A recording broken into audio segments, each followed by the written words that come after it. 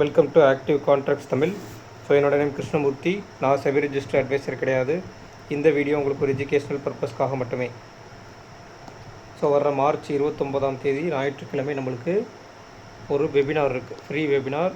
So அந்த வெபினாரில் join பண்ண விருப்பம் இருக்கவங்க நம்மளுடைய சேனலுடைய வாட்ஸ்அப் சேனலுடைய லிங்க் வந்து ஃபஸ்ட் கமெண்ட்டில் இருக்கும். ஸோ அந்த சேனலில் ஜாயின் பண்ணிக்கோங்க. வெபினார் ஸ்டார்ட் பண்ணுற அன்னைக்கு ஒரு 15 மினிட்ஸ் பிஃபோர் அதில் லிங்க் வரும். ஸோ அதுலேருந்து நீங்கள் ஜாயின் பண்ணிக்கலாம். வெபினாருடைய டாபிக் வந்து நம்மளுக்கு மார்க்கெட் சினாரியோ அனாலிசிஸ் அப்படின்றதான் டாபிக். ஸோ இன்றைக்கான போஸ்ட் மார்க்கெட் அனாலிசிஸ் அண்ட் நாளைக்கான 0 to ஹீரோவை பார்த்துடலாம். எப்படி இருக்கலாம், எப்படிலாம் இருக்கிறதுக்கு சான்சஸ் அப்படின்னு. ஸோ இன்றைக்கி மார்க்கெட் வந்து ஒரு நியர்பை எஸ்டர்டே லோவுக்கு கிட்ட ஓப்பன். அப்போ எஸ்டர்டே லோவுக்கு கிட்ட ஓப்பன்னா ஓப்பன் பிலோ எல்லாருமே இருந்துட்டாங்க அப்படின்னா என்ன போகுது, மார்க்கெட்டு கீழே வர போகிறாங்கன்னு அர்த்தம். பட் மார்க்கெட் என்ன பண்ணியிருக்காங்கன்னா ஓப்பன் அபவ் இருந்திருக்காங்க ஸ்பாட்டை பொறுத்த மட்டும். அப்போ ஓப்பன் அபவ் இருக்குது அப்படின்னாங்கன்னா அந்த இடத்துல நம்மளுக்கு இங்கே கரெக்டாக மிட் பாயிண்ட், ஷார்ட் எட்ஜினுடைய மிட் பாயிண்ட்டுக்கு கீழே முடிஞ்சிருக்காங்க. அப்போ அகெயின் திருப்பி கீழே வர்றாங்கன்னா எஸ்டர்டே லோவை தாண்டக்கூடாது. அப்போ எஸ்டர்டே லோவை அகெயின் அவங்க தாண்டவே இல்லை, ஓப்பனுக்கு மேலே சஸ்டெயின் ஆகுறாங்க. ஸோ தொடர்ச்சியாக மேலே ஒரு அப் மூவ்மெண்ட் கொடுத்துட்டு அங்கேருந்து கீழே ஒரு டவுன் மூவ்மெண்ட் கால் சைடு ஒரு மினிமம் ரேஞ்சு ஃபிக்ஸ் பண்ணிவிட்டு கீழே வர்றாங்க. கீழே வரும்போது நம்மளுக்கு மல்டிபிள் ட்ரையாங்கிள் புட் ஆப்ஷன் 23,000 வரைக்கும் பில்ட் ஆயிருந்தது. ஸோ 23,000 வரைக்கும் மார்க்கெட் வந்தாச்சு. ஸ்லிப்பேஜஸில் ஆல்மோஸ்ட் 955 வரைக்கும் போயிருந்தாங்க. கொஞ்சம் அங்கேருந்து சப்போர்ட் எடுத்து திருப்பி ரிவர்சல் ஆகிட்டாங்க. ரிவர்சல் ஆனவங்க திருப்பி எங்கே வர்றாங்க, 200 புட் ஆப்ஷன் இருக்குது, புட் ஆப்ஷன் வரைக்கும் வர்றாங்க. நல்லா நீங்கள் கவனித்து பார்க்கணும். ஒரு இம்ப்ளைடு வால்டிலிட்டி அதிகரிக்கும் போது மொமெண்டம் ஸ்பீடும் அதிகரிக்கும். ஸோ ஒரு call side momentum, put side momentum, again call side கொடுத்துட்டு சைட் வேஸை போடுறாங்க. இந்த சைட் வேஸில் என்ன டிசைட் பண்ணுறாங்க அப்படின்னா எல்லா ஸ்கிரிப்ட்டுமே ஓப்பனுக்கு கீழே வருது. அதாவது bank Nifty spot, bank Nifty future, Nifty future எல்லாமே ஓப்பனுக்கு கீழே வருது. பட் நிஃப்டி ஸ்பாட் மட்டும் நம்மளுக்கு ஓப்பனை தக்க வச்சுக்கிட்டே இருக்காங்க. ஸோ ஓப்பனை தக்க வச்சுட்டே இருக்கும்போது அங்கே என்ன ஆகுதுன்னா கால் சைடு டேபிள் பில்ட் ஆகுது. 200 கால், 300 கால், அடுத்து 500 கால் அப்படின்ற மாதிரி டேபிள் பில்ட் ஆகுது. 200, 300, டேரெக்டாக 500, 400ன்றது கொஞ்சம் லேட்டராக தான் உள்ளே வந்திருந்தாங்க. அதே மாதிரி 23,000 புட் ஆப்ஷன் இருந்தது. இந்த சைட் வைஸில் 23,100 புட் ஆப்ஷன் அப்படின்றது அந்த இடத்துல மேலே டேபிளுக்கு நியர்பை கொண்டு வர்றாங்க. அப்படி கொண்டு வரும்போது 100ன்றது ஒரு சப்போர்ட் ரீஜனாக மாறுது. அங்கேருந்து மார்க்கெட் வந்து அப் ட்ரெண்ட் கொடுத்து 500 வரைக்கும் போகிறாங்க. இந்த மொமெண்டத்தில் நீங்கள் ஒரு விஷயம் தெரிஞ்சுக்கணும். இந்த பிரேக் அவுட் நடந்து இந்த அப் மூவ்மெண்ட் நடக்கிறது அப்படின்றது மேக்ஸிமம் ஒரு 50-50 சான்சஸ் தான். சரிங்களா, 50% தான் வாய்ப்பு. அதர்வைஸ் வந்து 100 புட் ஆப்ஷன் கொடுத்தாங்கன்னா இதில் சைட் வேஸ் போகிறதுக்கு தான் சான்சஸ். அப்போ இதில் யாருக்கு ப்ராபபிலிட்டி அப்படின்னா இங்கே அல்லது இந்த இடத்துக்குள்ளே புட் ஆப்ஷனை செல் பண்ணவங்களுக்கு தான் அது ப்ராபபிலிட்டியே தவிர இங்கே போய் கால் ஆப்ஷனை பை பண்ணுறது அப்படின்றது உங்களுக்கு ரிஸ்கி, ஹைலி ரிஸ்கி. இந்த இடத்துல போய் கால் ஆப்ஷனை பை பண்ணிங்க அப்படின்னா இதில் எந்த இடத்துல பை பண்ணாலுமே ஹைலி ரிஸ்கியாக தான் இருக்கும். அது ஏன் அப்படின்னா அந்த மூவ்மெண்ட்றது நடக்கலாம், இல்லை நடக்காமல் சைட் வேஸும் போகலாம்ன்றதான் 2 ரீஜனாகவும் நடக்காது. ஸோ 50% தான் அதில் சான்சஸ். ஸோ அதில் எக்ஸாக்டாக நீங்கள் வந்து ஒரு நியர்பை அங்கே வச்சுருக்கக்கூடிய அந்த ஸ்விங் லோவில் பிடிக்கிறது அப்படின்றது ரொம்ப ரொம்ப சிரமமான காரியமாக இருக்கும். ஸோ அதெல்லாம் வந்து இந்த மூவ்மெண்ட்டில் நடக்குதுன்னா இந்த இடத்துல நம்ம பண்ணியிருந்தால் ப்ராஃபிட் பண்ணியிருக்கலாம் அப்படின்ற எண்ணம் யாருக்காவது இருந்துச்சுன்னா அந்த எண்ணத்தை தவிர்த்துருங்க. அது பண்ணக்கூடியதுக்கு சாத்தியம் இல்லாது. ஒரு சில நாட்கள் நடக்கும், ஒரு சில நாட்கள் சைட் வைஸ் போய் உங்களுடைய ப்ரீமியத்தை டிகே பண்ணிடுவாங்க. அதனால் இந்த மூவுக்கெலாம் முக்கியத்துவம் கொடுக்காதீங்க. இந்த மூவ் இருக்குது பார்த்தீங்களா, 23,000லேருந்து 23,200, இதுக்கு முக்கியத்துவம் கொடுங்க. ஏன்னா இது ரிவர்சல் 23,000 கீழே தொடர்ச்சி அங்கே டேபிள் பில்ட் ஆகலை. ஏன்னா 23,000 ரீச் ஆகிறதுக்கு முன்னாடியே 23,050 ரீச் ஆகிட்டு இந்த சைட் வேஸ் போட்டாங்க இல்லையா. இந்த சைட் வேஸ் போடும்போது 23,000க்கு கீழே இன்னும் எக்ஸ்டெண்ட் பண்ணுற மாதிரி டேபிள் அங்கே பில்ட் ஆகிருக்கணும். ஆயிருந்துச்சுன்னா மார்க்கெட் வந்து ஃபர்தராக கீழே 23,000 பிரேக் பண்ணி போவாங்கன்றது பொருள். பட் டேபிள் பில்ட் ஆகலை, அதுக்குள்ளே வந்துடுறாங்க. அப்போ 23,000ன்றது ஒரு சப்போர்ட் ரீஜனாக அந்த இடத்துல பில்டு பண்ணி அங்கேருந்து மார்க்கெட் வந்து ரிவர்ஸ் எடுத்துகிட்டு போகிறாங்க. இது நீங்கள் நல்லா அண்டர்ஸ்டாண்ட் பண்ணிக்கணும். டேபிளில் வந்து நீங்கள் முந்தைய நாள் அனலைஸ் பண்ணி இல்லை நம்ம அனலைஸ் பண்ணி கொடுக்குற லெவலில் கூட நீங்கள் யூஸ் பண்ணுறதுனால பண்ணிக்கலாம், அது உங்களுடைய விருப்பம் இல்லை. ஆனால் இன்ட்ராடேயில் பண்ணக்கூடிய அந்த அனலைசிஸ் அப்படின்றது ரொம்ப ரொம்ப முக்கியம்.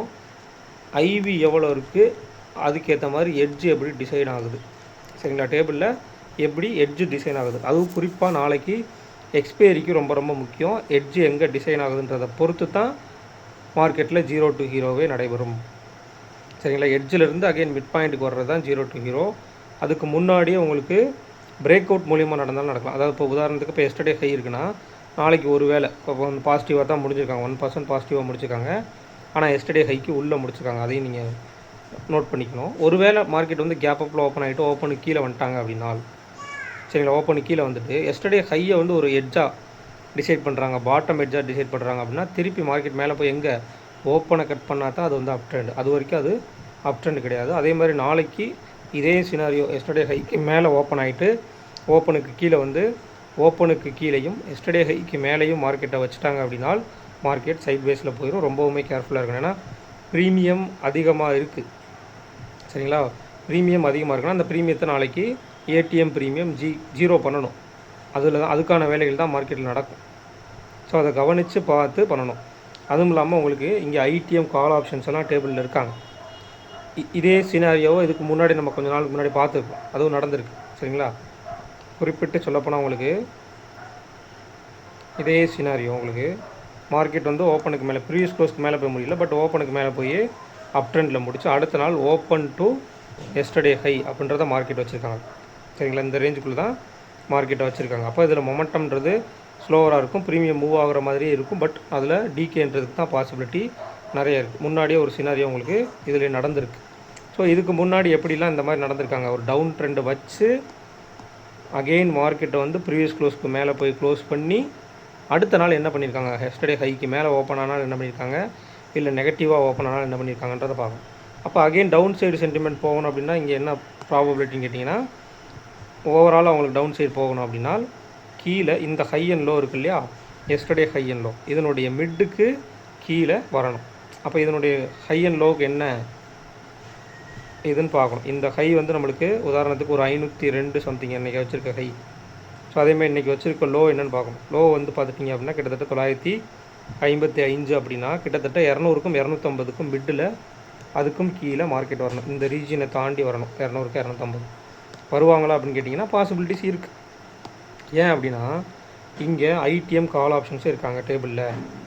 மார்க்கெட் முடிஞ்சிருக்கிறது 23,408, சரிங்களா. ஆனால் இங்கே இருக்கக்கூடிய கால் ஆப்ஷன்ஸ் நீங்கள் பாருங்கள், 23,200 call option and 300 call option, 200 deepest IDM 300 இருக்காங்க, 400மே நம்மளுக்கு டேபிளில் இருக்குது. அப்போ 6 ஸ்ட்ரைக் ப்ரைஸ் நீங்கள் எடுத்திங்கன்னா 1 2 3 4 5 6 ஸ்ட்ரைக் ப்ரைஸில் கிட்டத்தட்ட 2 ஐடிஎம் கால் ஆப்ஷன்ஸ் இருக்காங்க. 400ன்றது கொஞ்சம் அப்பார்ட்மெண்ட் இருந்தாலும் 2 கால் ஆப்ஷன்ஸ் இங்கே இருக்குது, 200ம் இருக்குது, 300ம் இருக்குது. அப்போ இதில் குறிப்பிட்டு நம்ம எடுக்கக்கூடிய லெவல் அப்படின்னு பார்க்கும்போது 23,200 + 86 23,286 லோவை பேஸ் பண்ணி நம்ம எடுக்கிறோம், ஓகேங்களா.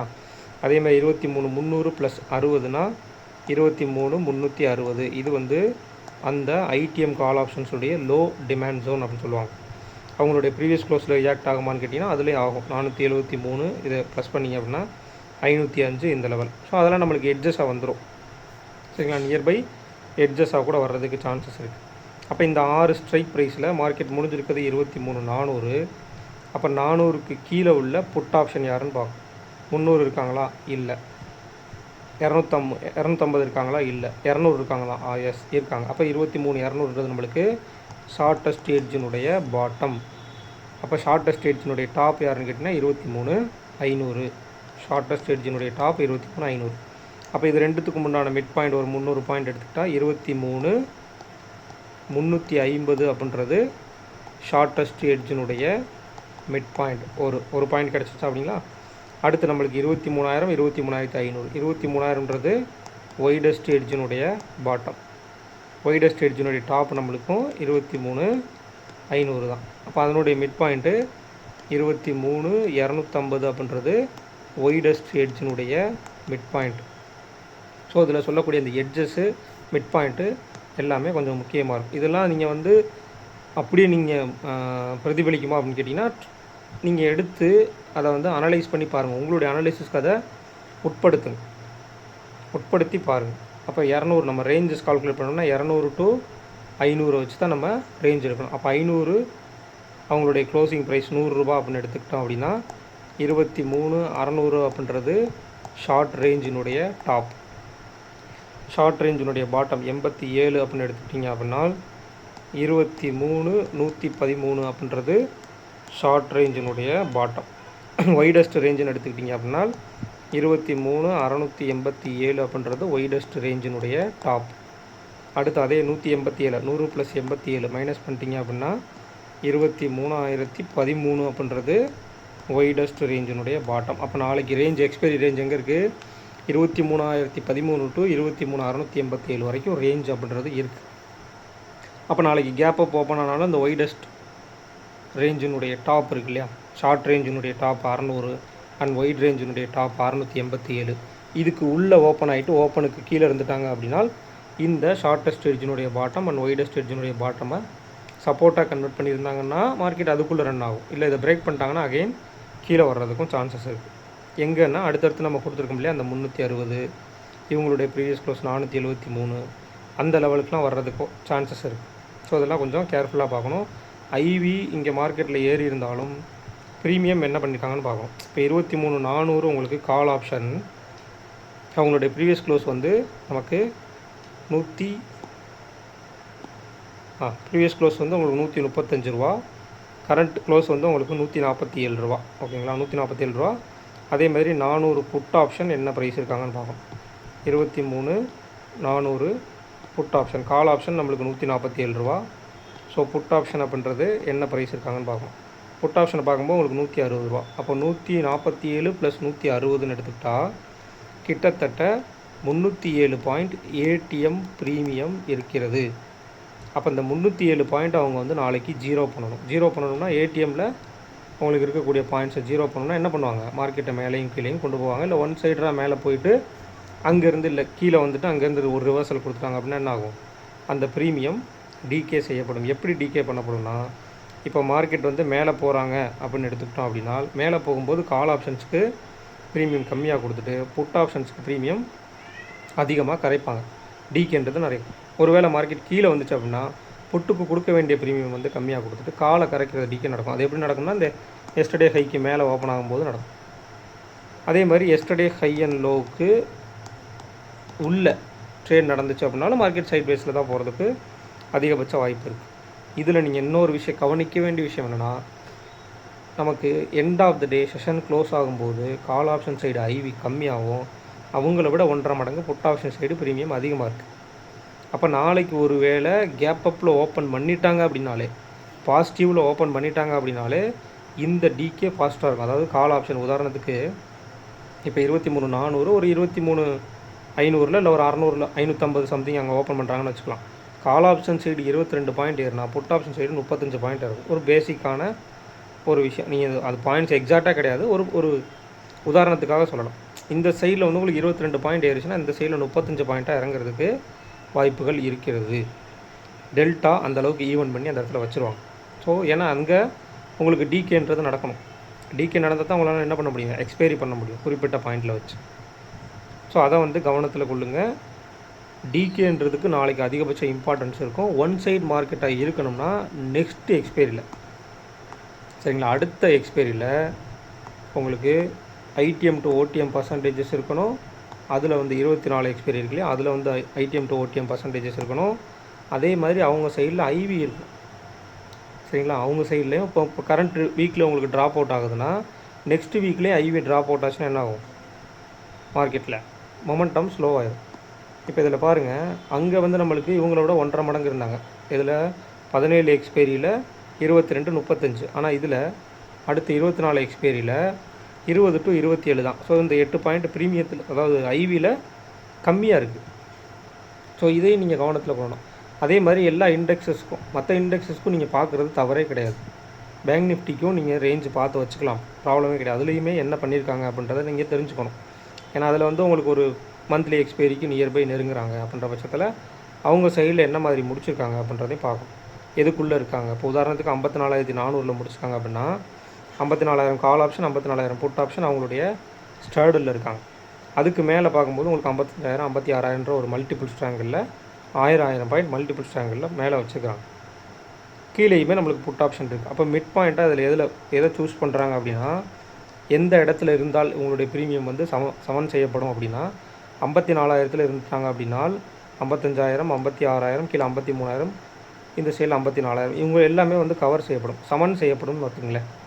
அதை தான் நம்ம வந்து பார்க்கணும். ஒரு எக்ஸ்பைரி அப்போ மார்க்கெட்டில் வந்து இவங்களுக்காக இருக்கட்டும், பேங்க் நிஃப்டியாக இருக்கட்டும் இல்லை நிஃப்டியோட எக்ஸ்பைரி ஆகட்டும், அவங்க சைடில் அந்த ப்ரீமியத்தை சமன் செய்யணும், சரிங்களா. அதே மாதிரி இவங்களுடைய இந்த ஃப்யூச்சர்ஸ் ஸ்பாட்டுக்கும் ஃப்யூச்சருக்கும் உண்டான வித்தியாசம் என்ன அப்படின்றத பார்க்கணும்.